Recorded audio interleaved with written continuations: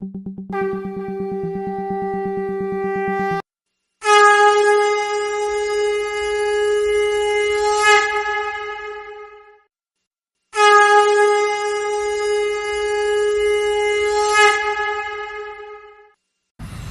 प्रेममय श्री ठाकुर जी के श्री चरणों में मेरा कोटि कोटि प्रणाम। जगदीश्वरी जगपालिनी पुरुषोत्तम अर्धांगिनी प्रणाम तुम्हें नारायणी। परम पूज्यपाद पितृदेव श्री वरदा के श्री चरणों में मेरा कोटि कोटि प्रणाम। वर्तमान आचार्य देव के श्री चरणों में मेरा कोटि कोटि प्रणाम। समस्त इष्ट परिवार के श्री चरणों में कोटि कोटि प्रणाम। यहाँ उपस्थित सभी मातृमंडली, पूत पंजाधारी दादा, छोटे छोटे बच्चों को मेरा यथा योग स्थान पर आनंदित भक्ति भरा जय गुरु। ये पुरुषोत्तम महीना चल रहा है, पुरुषोत्तम मास चल रहा है, बहुत सुंदर महीना है। इस महीना में मुझे आप लोगों ने ये मंच दिया, इसके लिए मैं बहुत बहुत आभार व्यक्त करती हूँ। और आप लोगों ने मुझे ये जो सुंदर मौका दिया है, तो मैं आज अपनी पुरुषोत्तम की बातों से ही शुरू करूँगी। ये तन विष की बेलड़ी, गुरु अमृत की खान, शीश दिए जो गुरु मिले तो भी सस्ता जान। ये मेरे शब्द नहीं है, ये कितने हजारों वर्ष पहले कबीर दास जी बोल के गए थे। ये तन विष की बेलड़ी, समझिएगा इसको, गुरु अमृत की खान, शीश दिए जो गुरु मिले तो भी सस्ता जान। कितनी सुंदर बातें वो करके गए हैं, कितना सुंदर परिवेश उस समय का रहा होगा। लेकिन आजकल का परिवेश भी इतना खराब नहीं है। आजकल के परिवेश में भी हमारे पुरुषोत्तम ठाकुर अनुकूल चंद्र जी अपनी लीला किए कर रहे हैं और आगे भी करते रहेंगे। क्या समझ रहे हैं कि ठाकुर जी लीला नहीं कर रहे हैं? ठाकुर जी नहीं है। ठाकुर जी हर वक्त, हर क्षण, हर समय हमारे और आपके साथ ही चलते हैं। अगर आप महसूस करेंगे तब। ये आपको और हमको महसूस करना पड़ेगा। जब तक महसूस नहीं करेंगे तब तक हम लोगों को ठाकुर जी की महिमा समझ में नहीं आएगी। अभी जैसा पुरुषोत्तम मास की बात मैं कह रही थी, तो निश्चित तौर पर अपने पुरुषोत्तम की चर्चा किए बिना मैं अपने वाणी को आगे नहीं बढ़ाऊंगी। मैं ऐसा सुनी थी, मैं कहीं पढ़ी नहीं हूँ, लेकिन ऑनलाइन में मैं सुन रही थी। एक बार एक दादा बता रहे थे, अभी जो दीक्षा पत्र कार्य चल रहा है बहुत द्रुत गति से, तो हम लोगों का बहुत समस्या आ जाता है। हम लोग बहुत समस्याओं का सामना करना पड़ता है और हम लोग उसको कह कह के बताते हैं, ये हो गया वो हो गया। पर एक बार देवी प्रसाद मुखोपाध्याय, जिन्होंने विवाह परिचय नामक किताब लिखी है, बहुत सुंदर किताब है। देवी प्रसाद मुखोपाध्याय ठाकुर जी के अनन्य भक्तों की श्रेणी में थे। देवी प्रसाद मुखोपाध्याय, एक बार ठाकुर जी ने उनसे कहा कि देवी, तुम ना मेरी जो सारी वाणियों को क्रमबद्ध रूप से लिखो, सुंदर ढंग से इसको सजा के लिखो, एक के बाद। जैसे सब सारी वाणियाँ थी इधर उधर बिखरे हुए थे, लेकिन उन्होंने कहा इसको क्रमबद्ध तरीके से लिखो। तो क्रमबद्ध तरीके से जब वो लिखने लगे तो लिखते चले गए। ना उनको चाय पीने की सुधि थी, ना पानी पीने की सुधि थी, खाना खाने की तो बात ही और। तो हम लोग जैसे समाज में हम लोग फुसफुसाहट शुरू कर देते हैं, अरे देवी तो खा नहीं रहा है, देवी तो पानी भी नहीं पी रहा है, देवी तो चाय भी नहीं पी रहा है, आहा हा बेचारा परेशान है। मतलब उल्टा ठाकुर जी को ही हम लोग दोषी मान रहे थे कि ठाकुर जी ने उसको इतना कठिन कार्य दे दिया है कि वो पानी भी नहीं पी रहा है, कुछ भी नहीं कर पा रहा है। तभी ऐसी बातें, देखिए हम लोग सोचते हैं कि हमारी फुसफुसाहट, हमारी बातें मैंने उससे बोली, लेकिन किसी पर विश्वास नहीं कर सकते हैं। जिस पे विश्वास करते हैं, मुझे ऐसा लगता है उन्हीं से ये बातें कही जा सकती है। लेकिन ठाकुर जी के समय भी ऐसे लोग थे, सारे जमाने में लोगों की, ऐसे वैसे लोगों की कमी नहीं है। उस समय भी ये फुसफुसाहट जो इधर उधर हो रही थी ठाकुर जी के कानों में पड़ी। एक शिष्य ने जाके कहा, ठाकुर वो तो पानी भी नहीं पी पा रहा है, आपने उसको इतना काम दे दिया है। ठाकुर जी कहते हैं, इष्ट के लिए है जो काम, उसमें ही तो पुण्य तमाम। एक ठाकुर जी की वाणी है ना, जब हम कहते हैं आर्य स्थान पितृस्थान उच्च सबसे पूर्यमान, उसी क्रम गति में, क्रम वर्धन में आगे बढ़िएगा, तो उसमें भी एक वाणी है, इष्ट के लिए है जो काम, उसमें ही तो पुण्य तमाम। तो ठाकुर जी बोल रहे हैं, इष्ट का काम ऐसा ही है। इष्ट का काम करने में, इष्ट का काम करते ही उसका भोजन वही होता है, वो उसी से उसका पेट भर जाता है। तो तुम लोग को परेशान होने की कोई बात नहीं। ठाकुर जी ने ये बातें हम लोगों को बता के गए हैं, लेकिन हम लोग ना इसको समझते नहीं हैं। हम लोग बहुत, मतलब थोड़ा सा अगर काम कर लेंगे, हमने बहुत काम कर लिया, हम घर का चाहे कितना भी काम करें, लेकिन हम बाहर घूम घूम नहीं कहते हैं। लेकिन ठाकुर जी के काम में, अरे उसने डीपी वर्क नहीं किया, उसने वो कार्य नहीं किया, उसने मंदिर नहीं देखा, क्या दूसरे को कहने की ज़रूरत है? क्या मैं ही खुद नहीं देख सकती हूँ? मैं ही नहीं कर सकती हूँ? हम लोग जब बातें ऐसी वैसी होती है ना, तो कितनी सारी वाणियाँ हम लोग ग्रुप में लिख देते हैं। हम सोचते हैं कि वो पढ़ लेगा, वो समझ जाएगा, लेकिन ये सारी वाणियाँ तो मुझे ही समझनी है ना। क्योंकि बरदा को जब किसी ने पूछा था कि सारी वाणियाँ किसके लिए, बरदा ने जब ठाकुर जी से पूछा था तो ठाकुर जी बोले सारी वाणियाँ खोखा तुम्हारे लिए है। तो ये सारी वाणियाँ मेरे लिए है। हमको समझना है, हमको जानना है, और हमको इसको परिलक्षित करके हमको इसको अपने क्रियाकलापों में उतारना है। बस इतनी सी बात करनी है। कहने में तो बहुत आसान लगता है, लेकिन कठिन बहुत है। कठिन है लेकिन असंभव नहीं है। ठाकुर जी की कोई भी कही बात करना कठिन थोड़ा है, लेकिन असंभव तो बिल्कुल भी नहीं। तो ठाकुर जी ऐसे ही कहते हैं कि तुम लोग जो दीक्षा पत्र का कार्य मैं बताऊंगी, उसके बाद मैं मातृ सम्मेलन के विषय में भी चर्चा करूंगी, लेकिन इस समय हमारे लिए इष्ट का निर्देश आया है दीक्षा पत्र का कार्य, आचार्य निर्देश है। और इसी क्रम में उत्तर भारत और मध्य प्रदेश में कई 21 गाड़ियों की एक टीम आई है। इसी क्रम में वो टीम कानपुर भी आई थी। 5-5 लोगों को टीम आचार्य देव ने, अबीन बाबू को देखिए कितने कम उम्र में है और इतनी तीक्ष्ण बुद्धि के वो परिचय हमेशा देते हैं। उन्होंने ऐसी टीम गठित किया। वो टीम सारी देवघर की बच्चे नहीं है, वो टीम सारे बाहर के हैं, देवघर की तरफ से भेजा गया है। और सब मल्टीनेशनल कंपनी, कोई बीटेक छात्र है, कोई कुछ कर रहा है, मतलब सभी अच्छी योग्यता प्राप्त बच्चे हैं। और बच्चों का ग्रुप इतना सुंदर है, उसमें एक बच्चा ड्राइव करता है, एक बच्चा ढोलक बजाता है, एक बच्चा हारमोनियम बजाता है, एक बच्चा गाना गाता है, और एक बच्चा मोबाइल में, लैपटॉप में, टैबलेट में डाटा एंट्री करता है। इतना सुंदर टीम उन्होंने इतनी छोटी सी उम्र में इतने अपनी तीक्ष्ण प्रतिभा का परिचय देते हुए उन्होंने ऐसी टीम की रचना की। इसी रचना क्रम में कानपुर में भी 5 बच्चों की एक टीम आई थी। इतने उन बच्चों को देखिए, ऐसी टीम थी उनके पास, उन्होंने सभी औजार से लैस कर दिया था। सभी औजार, क्या बंदूक पिस्तौल की बात मैं कर रही हूँ? नहीं। उनको उन्होंने एक राइस कुकर भी दिया था, उनको सारा सामान भी दिया था, उनको राशन भी दिया था, उनको पेट्रोल भर भर के दिया था, और बोला था किसी से भी कोई मदद नहीं लेना है, सब तुम्हारी गाड़ी में पूरा लैस कर दिया हूँ, तुम लोग जाओ और ठाकुर जी का काम करो। वो बच्चे आते हैं, इतनी प्रतिभावान बच्चे आते हैं, और सभी लोग उनको हाथों हाथ लेते हैं। और वो बच्चे, उनको न खाने का लालच है, न घूमने का लालच है, न सोने का वो है, न उनको एसी चाहिए, न उनको पंखा चाहिए। वो पेड़ के नीचे भी बैठ के अपना काम कर रहे थे।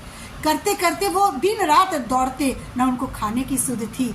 इसीलिए मैं कह रही हूँ, देवी प्रसाद मुखोपाध्याय की ये बातें मैंने आपको बताई। न उनको खाने की सुध थी, न पीने की सुध थी। उनकी सुध का ध्यान हम लोग रख रहे थे, क्योंकि ये भी इष्ट का काम है। अगर मैं नहीं जा सकती, मैं नहीं कर सकती, तो मैं इतना तो कर सकती हूँ जो ठाकुर जी का काम कर रहा है, उनके खाने पीने का, उनके रहने का, ये सब बंदोबस्त तो मैं कर ही सकती हूँ। तो जिससे जो बनता है वो वही करे। ऐसा नहीं है कि उनके साथ सबको ही घूमना है। जिसको समझ में आता है, जिसके शरीर में जैसा, मतलब हम लोग के शरीर के हिसाब से भी हम लोग को चलना है। तो ये टीम 15 दिन रही। 15 दिनों में उन्होंने कानपुर का चप्पा चप्पा छान मारा, चप्पा चप्पा छाना, और सब जगह जाके वो ये कह रहे थे कि आचार्य देव ने हमें भेजा है और संदेशा भेजा है कि आप लोग कैसे हैं, आप लोग ठीक तरह से हो कि नहीं, आप लोग क्यों नहीं देवघर आते हैं। देवघर आएंगे तो आप लोगों की रहने की व्यवस्था हम लोग करेंगे। तो कहीं कहीं लोग इतने मतलब आनंदित हुए, इतने सबकी आंखों में आंसू भर गए कि ऐसा कौन गुरु है जो खबर ले रहा है। जो दीक्षा तो सब गुरु देते हैं, लेकिन ऐसा कौन सा गुरु है जो उनको खबर भेज रहा है कि आप आनंद से हो ना, आप सुखी हो ना।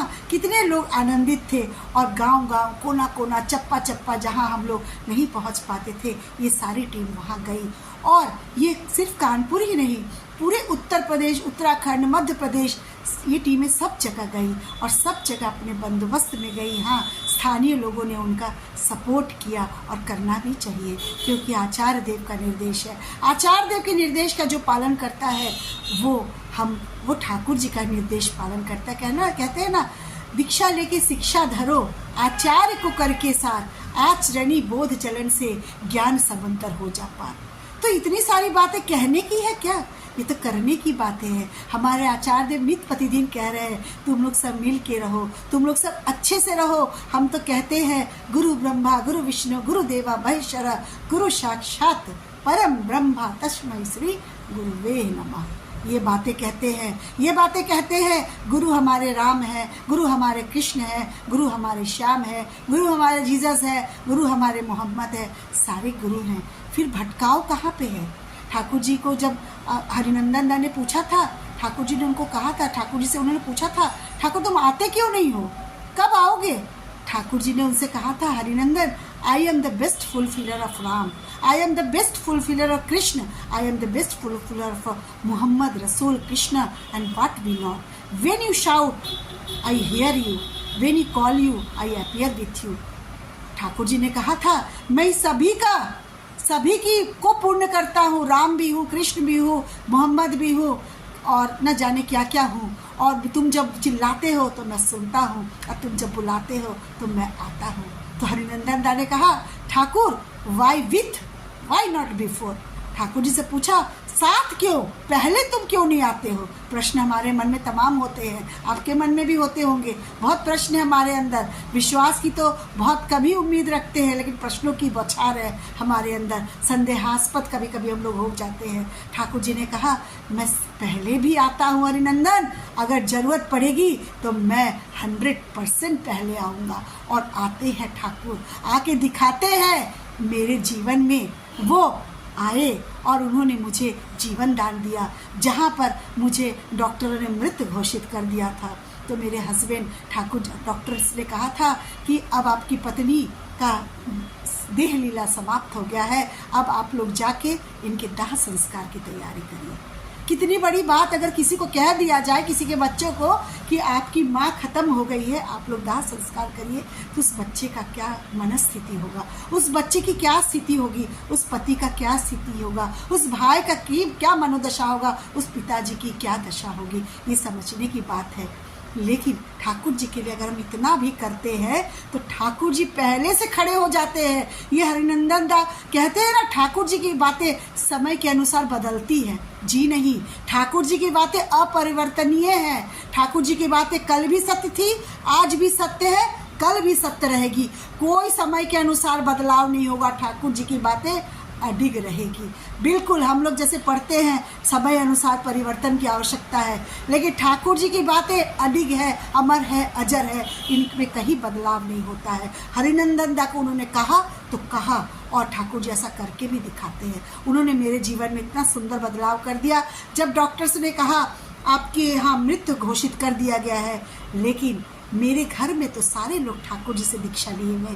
मैं इस पे गर्व करती हूँ कि मैं एक ऋतिक की बेटी हूँ, एक ऋतिक की बहन हूँ और एक ऋतिक की पत्नी हूँ। इस पर मुझे गर्व है। मुझे अपनी धन संपदा पर गर्व नहीं है, मुझे अपनी शिक्षा पर गर्व नहीं है। मुझे गर्व इस बात का है कि मेरे घर में इतने सारे पंजाधारी लोगों के बीच में रहती हूँ और मेरा विश्वास अडिग रहता है, अमर रहता है, अजर रहता है। लेकिन उस समय मेरे पति का विश्वास थोड़ा डगमगाया, क्योंकि वो बहुत साल बाद दीक्षा लिए थे। शादी के बाद वो दीक्षा लिए, सुस्तैनी लिए और वो पंजाधारी बने। तो कितना बदलाव जीवन में आया। तो मेरे पति ने एक फ़ोटो जो उनके पॉकेट में रखी थी, पॉकेट से निकाला और कहा ठाकुर हरिनंदन दा को तो तुमने किताबों में कहा है, ये किताबी बातें हैं क्या, ये सही नहीं है क्या, तुम तो झूठ बोलते हो।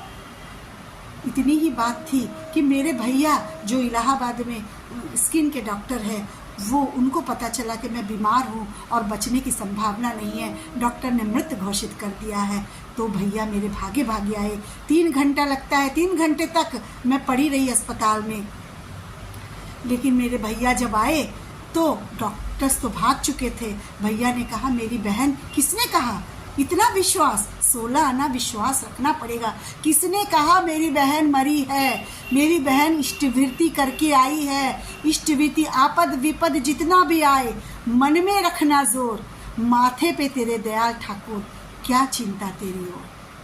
ये बातें तो हम कहते हैं, लेकिन जब समय आता है तो इन बातों को हम समझ नहीं पाते हैं। इष्ट में रखो भक्ति अटूट, शक्ति पाओगे मन में, रंग दो स्वभाव उनके रंग में, पड़ोगे नहीं दुख में। ये सारी बातें हम जानते हैं, आप भी जानते हैं, मैं भी जानती हूँ, लेकिन समय जब आ जाता है ऐसा दुर्दिन तो हम में भटकाव पैदा हो जाता है। तो मेरे भैया ने कहा इष्टवृत्ति करके आई है, इष्टवृत्ति सबका परित्राण लाती है, मेरी बहन मर नहीं सकती है। डॉक्टर्स तो भाग गए थे। मेरे भैया ने मेरे हाथ का स्पंदन लिया, दोनों हाथ में स्पंदन नहीं था, लेकिन मेरे भैया पैर का जब छुए तो पैर में हल्का हल्का स्पंदन था। और भैया को ना जाने ठाकुर जी कहाँ से भेजे और भैया कहाँ से आए और उनको स्पंदन महसूस हुआ। किसी को महसूस नहीं हुआ, लेकिन मेरे भैया को स्पंदन महसूस हुआ। और उसी वक्त ऐसा इलाज हुआ, शब्दों में बयां करना मुश्किल है आज मैं आपके सामने। और मैं क्या बताऊं, उस दरमियान मेरा पूरा आधा अंग में पैरालिसिस हो गया, मेरा ब्रेन जो है काम करना बंद कर दिया, मेरा पैर हाथ काम करना बंद कर दिया। लेकिन ठाकुर जी कहते हैं ना कि इष्टवृत्ति लाती ही लाती सबका परित्राण। इष्टवृत्ति इष्ट को ही देना, नहीं तो आएगी विपाक गंजना। हम लोग इष्टवृत्ति तो करते हैं, लेकिन समय से इष्ट को नहीं देते हैं, और नहीं भी होता है तो हम लोग अगल बगल दान कर देते हैं। लेकिन ठाकुर जी कहते हैं इष्टवृत्ति इष्ट को ही देना, नहीं तो आएगी विपाक गंजना। इस गंजना से बचने के लिए हमको ये सब बातें करनी पड़ेगी, ये तो बातें समझनी पड़ेगी, और इसके लिए हमको ही खुद अच्छा बनना पड़ेगा, हमारी आंखों को सुंदर बनाना पड़ेगा। एक बार एक राजा था, वो बहुत बीमार था। उसके वैद्य ने, उसके सारे लोग डॉक्टर्स ने कहा तुम जो हो ना हरी हरी चीज़ें खाओ, हरी हरी चीज़ें देखो तो तुम स्वस्थ हो जाओगे। अब राजा कुछ समझ नहीं पाया, वैद्य की बातें सुनता चला गया, पत्नी को हरे रंग में रंगवा दिया, खाना को हरा करता, घर को हरा करता, लेकिन कोई ना कोई बिना हरे का उसके सामने प्रस्तुत हो जाता। लेकिन एक वैद्य उसको ऐसा उत्तम श्रेणी का मिला, इतना उत्तम श्रेणी का मिला, वो वैद्य ने कहा अरे राजा तुम रंगवा क्यों रहे हो, तुम एक चश्मा ही हरे रंग का लगा लो ना, तो तुमको सारी चीज़ें हरी हरी दिखेंगी। कितना सुंदर वैद्य उसको मिला। हमारे भी ठाकुर जी हमारे जीवन के वैद्य हैं, और हमको समय समय पर ठाकुर का नाम इसलिए ठाकुर पड़ा क्योंकि जब ठठेरा जब बर्तन बनाता है ना, तो उसकी मिट्टी का बर्तन जब टेढ़ा होता है तो ठठेरा ठक से ठोकता है और मिट्टी का बर्तन वापस सीधा हो जाता है। तो वैसे ही हमारे जीवन में ठाकुर, हम जब टेढ़ा मेढ़ा आचरण करते हैं तो ठाकुर जो ठक से ठोकते हैं और फिर हम सीधे चलने लगते हैं। जबकि ठोकर मिलता है तो हम कहीं भाग जाते हैं, कहते हैं ठाकुर का दीक्षा लेके मेरे साथ ऐसा घटा, लेकिन हम नहीं समझ पाते हैं कि वो ठठेरा है हमारे जीवन के, वो ठोक के हमको सीधा चलने का राह दिखा रहे हैं। ये समझने की बात है और हमको समझना पड़ेगा। और हम लोग जो अभी जन्माष्टमी का त्यौहार बीता है, कितना सुंदर परिवेश था। हम लोग कहते हैं हमारे गुरु ही राम है, हमारे ही गुरु कृष्ण है, हमारे गुरु ही सब है, फिर हम भटकाव क्यों रखते हैं, हम भटकाव में क्यों बहक जाते हैं। हम तो ऐसी जगह के रहने वाले हैं जहाँ बाबा शिव जी का 12वां लिंग है, एक धाम में, ऐसा धाम है, लेकिन ऐसा लगता है हमारे ठाकुर जी तो शिव है। मतलब ऐसे परिवेश हमारे घर में था, हम लोगों ने आंखें खोली तो चारों तरफ ठाकुर जी ही देखा। तो हम लोगों को यही समझ में आता है कि ठाकुर ही शिव है, ठाकुर ही काली है, ठाकुर ही दुर्गा है, बड़मा ही लक्ष्मी है। तो हमारे घर में जब ये काली पूजा, जब ये दीपावली होती है तो हम लोग ठाकुर जी की बड़मा का ही पूजा करते हैं। गणेश लक्ष्मी जैसे हम मानते हैं उसको करना भी है, नहीं तो हम अपना समय गंवा रहे हैं, हम भटकाव में बह रहे हैं और हमारा समय बीतता जा रहा है, हम आडंबर में फंसे हैं। ठाकुर जी कहते हैं समय गवाया पथ खोजन को, अनुष्ठान का आडंबर, अनुष्ठान ही पाया हमने, पथ गया चूल्हे भाल। हम जिस पथ को खोजने के लिए निकले हैं ठाकुर की दीक्षा लेके, उसको हम उम्र से हम इधर भटकते हैं उधर भटकते हैं। 60 वर्ष की अवस्था में हम सोचते हैं दीक्षा ले ले, तो कहते हैं ना सत्संग करो स्वस्थ जवानी में, बुढ़ापा किसने देखा है। पैर से लंगड़े हो जाओगे, देवघर तुम जा नहीं पाओगे, मुख से गूंगे हो जाओगे, भजन तुम गा नहीं पाओगे, कान से बहरे हो जाओगे, इष्ट प्रसंग तुम सुन नहीं पाओगे, हाथ से लूले हो जाओगे, दान तुम कर नहीं पाओगे। तो क्यों ना सत्संग करो स्वस्थ जवानी में, बुढ़ापा किसने देखा है। तो हम लोगों को ऐसे ही स्वस्थता में ही सत्संग करना है ताकि हम 60 की उम्र तक आ पाएँ, क्योंकि 60 की उम्र के बाद हम कहीं कई का शरीर ऐसा, सबकी बातें मैं नहीं कर रही हूँ, कई का शरीर ऐसा हो जाता है कि हम नहीं जा पाते हैं, हम नहीं कर पाते हैं, हमारा शरीर साथ नहीं देता है, तो हम क्यों इंतज़ार करें? अगर हमारे स्वामी विवेकानंद इंतजार करते 60 वर्ष की अवस्था में, तो स्वामी विवेकानंद क्या विवेकानंद हो पाते? नहीं, समय रहते वो विवेकानंद बन गए। और विवेकानंद जब शिकागो गए तो उन्होंने जब संबोधित किया लोगों को, my dear brothers and sisters, तो ताली की गड़गड़ाहट से गूंज उठा। ऐसी क्या बात है ब्रदर्स एंड सिस्टर्स बोलने में? लोगों ने कहा, अभी तक जो भी वक्ता आ रहे थे हेलो लेडीज एंड जेंटलमैन कह रहे थे, लेकिन स्वामी विवेकानंद ने पहली बार कहा hello my dear brothers and sisters, तो तालियों की गड़गड़ाहट से बोली की बात देखिए। आदमी बोली से ही सारा कुछ होता है। एक जैसे शब्द जब हम लड़ते हैं, पास में ही होते हैं, तो हमारी बोली कितनी तेज होती है, और जब प्यार की बातें करते हैं तो आंखों ही आंखों में बातें हो जाती है, आंखों ही आंखों में लोग समझ जाते हैं। तो वही बात कह रहे हैं। तो विवेकानंद से लोगों ने कहा, जब उनके पोशाक को देखकर वहाँ के ब्रिटिश नागरिक बोले, तुम असभ्य इंसान ऐसा ड्रेस पहने हो। विवेकानंद मुस्कुराए, बोले, तुम लोगों को टेलर जो है, जब कोट पैंट सिल के टेलर जो है तुमको जेंटलमैन बनाता है, हम लोगों को जेंटलमैन हमारे गुरु बनाते हैं। गुरु की पूजा किए बिना न होती किसी देव की पूजा, सभी देवों का सिद्ध आसन, गुरु किंतु उनकी ध्वजा। हमारा साज श्रृंगार हमारे गुरु है, हमारा बैकग्राउंड हमारे गुरु है, हमारे बैकग्राउंड में हमारे ठाकुर जी है, इसलिए हमारा बैकग्राउंड रंगीन है, नहीं तो हमारा सबका बैकग्राउंड फीका होता। जिसका बैकग्राउंड जितना तगड़ा है वो उतना सुंदर जीवन जीता है। बैकग्राउंड होना बहुत ज़रूरी है, बैकग्राउंड से ही हमारा जीवन आगे बढ़ता है। मेरी दीक्षा तो, मैं तो जैसे आप लोगों को पता है कि मैं ऋत्ति के घर में ही पैदा हुई, तो वहाँ दीक्षा का तो सवाल ही नहीं हुआ, क्योंकि मेरे जो पिताजी थे वो ऋत्विक थे और अभी उनका जून महीना में उनका स्वर्गवास हुआ है, अभी मई जून के महीने में। तो मेरी जो दीक्षा हुई तो वहाँ तो दीक्षा का सवाल ही नहीं, सोचना ही नहीं है। हम लोग तो बचपन से ही दीक्षित है, क्योंकि मैं माँ की गर्भ में ही थी तभी मेरे पिताजी ऋत्विक बने थे। तो मैं ऐसे गर्भ से पैदा हुई जो मेरी पिताजी ऋत्विक थे, उस समय मेरा जन्म हुआ, तो दीक्षा तो आराम से हो गया। लेकिन मैं स्वस्तैनी की बात आपको ज़रूर बताऊँगी कि मैं 9th क्लास में ही स्वस्तैनी ली थी।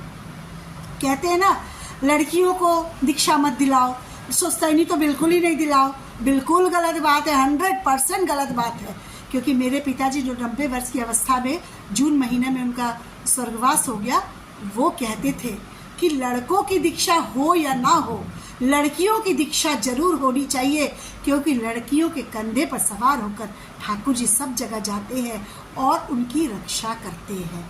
विशालका यूनिवर्सिटी सबको जाना है, मुझे भी जाना पड़ा, आपके बच्चों को भी जाना है। तो और स्वस्तैनी की बात मैं कह रही हूँ। लोग कहते हैं स्वस्तैनी कैसे घर में जाएगी, कैसे घर में नहीं जाएगी। हम माँ लोग जो हैं, ठाकुर जी कहते हैं नारी ही जाति की जननी है। जब नारी जाति की जननी है तो इतनी बड़ी बात ठाकुर जी बोल के गए, तो नारी में सारे वह गुण हैं, नारी सब जगह अपने को एडजस्ट कर सकती है, और इसी एडजस्टमेंट का नाम ही तो नारी है, इसी का नाम तो माँ है, इसी का नाम तो महिला है, इसी का नाम तो औरत है कि एडजस्टमेंट करना है। ये सब हम लोग झूठ बोलते हैं कि हमारी बेटियों को इष्टवृत्ति नहीं करने दिया जाता है।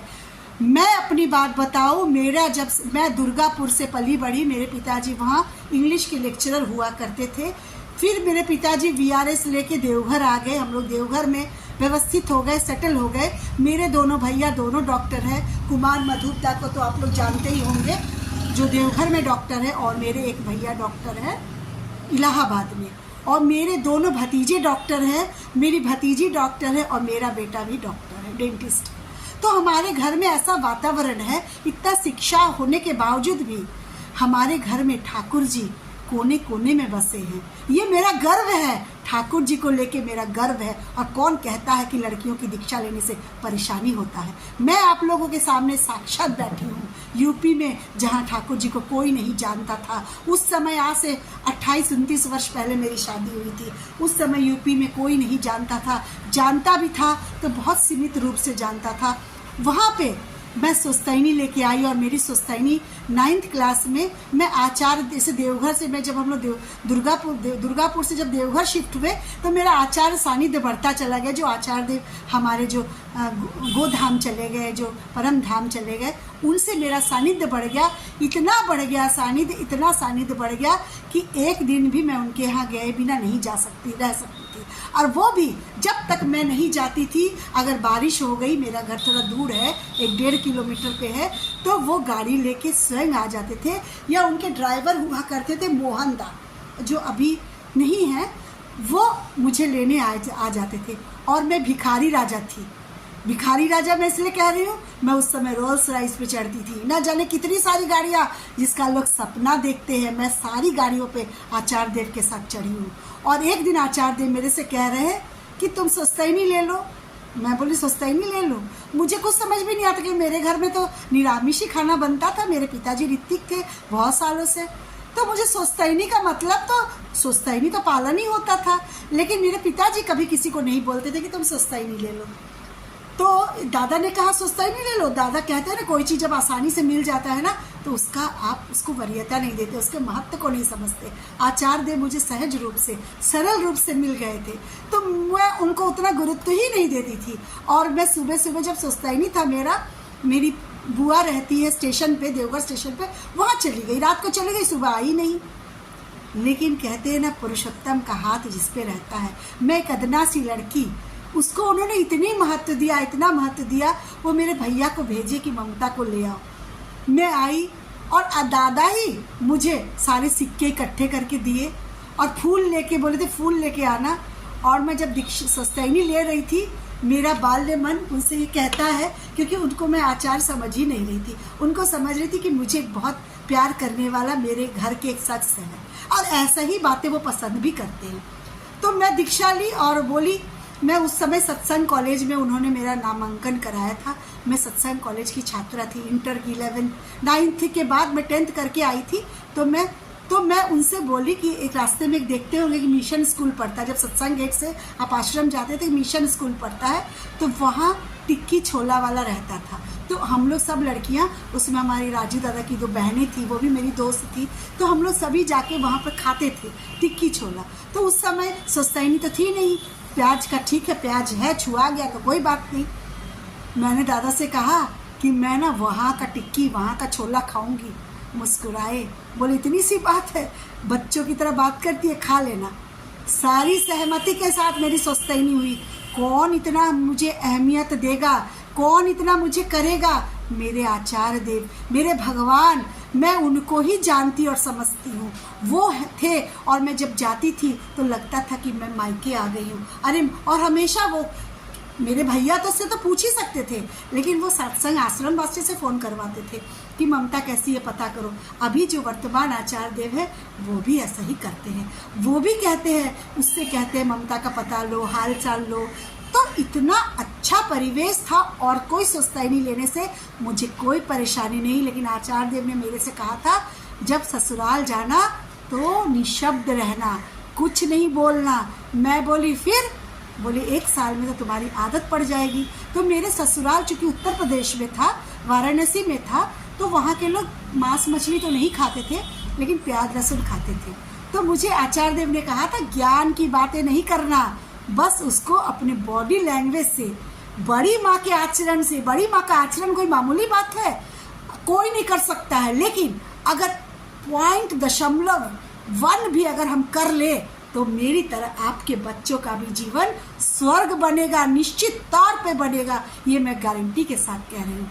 मैं वहाँ कुछ नहीं बोली, मैं बस पति से बोली कि मैं नहीं खाती हूँ, क्योंकि मैं पति को समझ गई थी कि बहुत सुलझे हुए व्यक्तित्व के धनी है वो। और परिवार वाले भी, विशाल का यूनिवर्सिटी था, विशाल संख्या में लोग थे, 20 लोगों का परिवार था, ज्वाइंट फैमिली थी। तो मैं दाल का छौंका हुआ प्याज निकाल के रूम में खाती थी, लेकिन नहीं बोलती थी कि मैं सुस्तैनी हूँ। मैं कोई लेक्चरबाजी नहीं करती थी, चुपचाप खाती रही, पीती रही, रहती रही। और अपने आचरण से अपने ठाकुर जी को, वैनिटी बैग बंद रहे मेरे ठाकुर जी, और ठाकुर जी को चैलेंज दिया, ठाकुर असीम जब ससीम होके सीमा में लेते स्थान, वृत्ति भेदी टान रहने से देखोगे भगवान। तुम अगर मेरा वृत्ति भेदी टान रहेगा तो तुम इस अलमारी में, पूजा की अलमारी में जिसे तुम्हें स्थान नहीं मिल रहा है, तुम अपना स्थान अपने आप ग्रहण करो। मैं देवघर से तुमको ढो के मैं वाराणसी ले आई हूँ वैनिटी बैग में। अब तुम्हारा काम है तुम आसन अलमारी पे ग्रहण करो। धीरे धीरे निशब्द होके चुपचाप रह के बड़ी माँ की छोटी छोटी बातें, 0.1 बातें, मीठी बातें, बातें करना गुड़ के जैसा, रहे दे लिपटाए, बड़ी होने पर भी मीठी बातें उल्टी दिशा में धाए। ना नहीं बोलना, ज़्यादा करने की कोई आवश्यकता नहीं। बस इन छोटी छोटी चीज़ों को अगर हम अपने जीवन में उतारेंगे तो मेरा जीवन जिस तरह सुंदर हुआ है, और मैं अभी भी सुंदर जीवन जी रही हूँ अपने बच्चों के साथ, अपने परिवार के साथ। सोच सकते हैं जो मेरे पति जो दीक्षा नहीं लिए थे, दीक्षा लिए, सुस्तैनी लिए, और आज 15 साल से वो पंजाधारी कर्मी के रूप में कार्यरत है, तो कितना बदलाव हम माँ लोग ला सकते हैं।